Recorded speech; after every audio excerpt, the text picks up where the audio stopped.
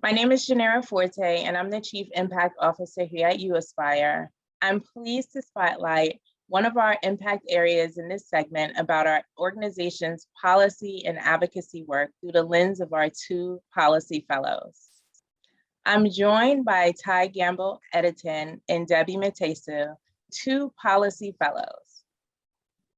Ty graduated from Union College in 2021, is currently a George J. Mitchell Scholar at Trinity College, Dublin, earning his master's degree in race, ethnicity, and conflict, and was recently named a 2022 Rhodes Scholar.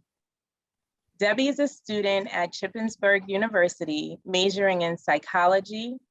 Welcome to both of you. I'm so glad to be joined by you and excited to dig in and engage. So for the first question, what drew you to policy? I'm very passionate about a lot of things, and I advocate for those things as well. I knew that true advocacy, was more than liking a tweet. And I was attracted to uAspire's work environment. And because they're very open to feedback and they listen to students and they give students a voice. And coming to uAspire, I was able to get a mentor who encouraged me that my voice mattered. And Ty, what about you? What's your uAspire why?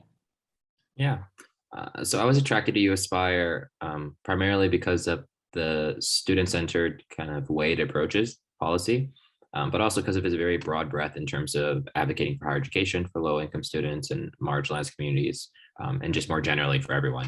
I come from a low-income background, and so I was very enthusiastic to see that many of my peers, whether they be student advocates or people who work for uAspire, come from similar backgrounds. And they are very passionate about the work they do.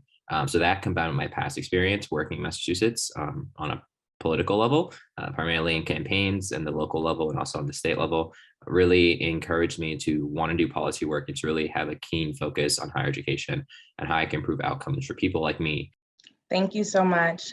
Thank you both for those answers. And to get into the second question, what have been some of the projects and priorities, some of the issues you've worked on while at uAspire? Yeah, thank you. So most recently, I've been working a lot on tracking the Massachusetts budget in relation to higher education. So I've been tracking it through all the different phases, through the proposal by the governor, by the Ways and Means Committee most recently, and also by the various higher education nonprofits and also kind of governmental entities, looking at variances in terms of how much budget is allocated towards certain programs, whether they be things like mass grant or whatnot. So that's been what I've been doing largely recently.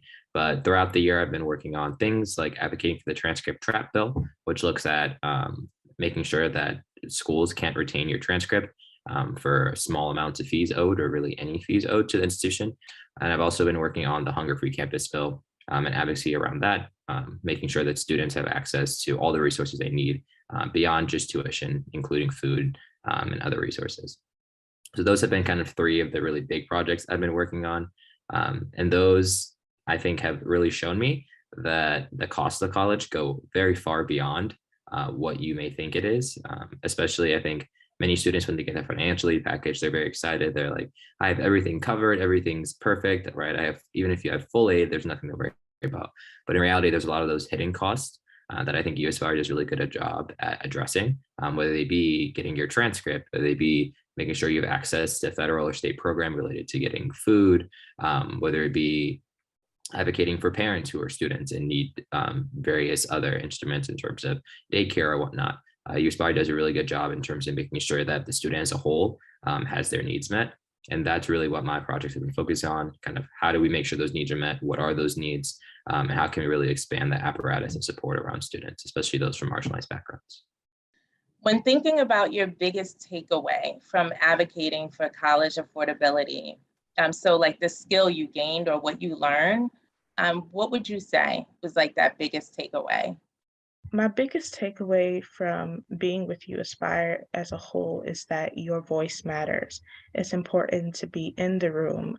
It's important to be a part of the decision making. It's important to make sure that every avenue is addressed, because at the end of the day, these decisions are being made on our behalf, and it should be for the best interest of the students. And what I've learned is what I actually set out to learn from uAspire in the first place: how to be strategic in my advocacy so that it is effective wherever it goes, and whoever sees my research or whoever sees what I'm advocating for, so that it can go far. And also, not only addressing the problems, but preventing them. That's a big thing, because then we'll have to work on them constantly over and over again. And then we're leaving these new problems for the new generation after us. That's not my goal. My goal is to work on this problem and prevent it for the people coming behind us, that even if I don't benefit from the problem solved, they will.